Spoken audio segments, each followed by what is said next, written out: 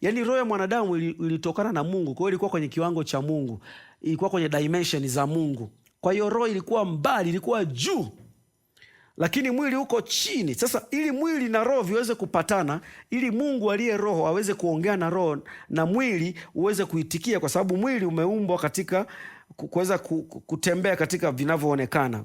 Ndio maana tumepewa milango ya fahamu, milango hii mitano ya fahamu. Sasa ili cha rohoni kieleweke mwilini na cha mwilini uwe na uwezo wa kukipeleka rohoni, kuna kitu kilifanyika hapa. Mungu akampulizia mtu puani pumzi, mtu akawa nafsi iliyo hai. Nafsi ni kama milango ya fahamu ya ulimwengu wa roho.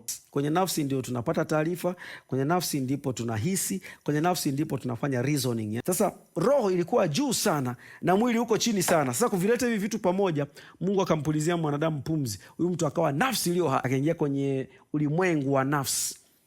Ulimwengu wa nafsi ndio unaweza kuzikutanisha hizi ulimwengu miwili, ulimwengu wa roho na mwili. Ndio maana Biblia inasema mfanye upya nia zenu ili mpate kujua hakika mapenzi ya Mungu. Kwa sababu gani? Mapenzi ya Mungu yako juu sana, yako rohoni, kwa sababu Mungu ni roho. Ili tukapata kuyajua mapenzi ya Mungu afu tuyaishi kwenye mwili, Biblia inasema cha kwanza tufanywe upya nia zetu, Warumi 12. Kwenye nia pale ndio kwenye mind.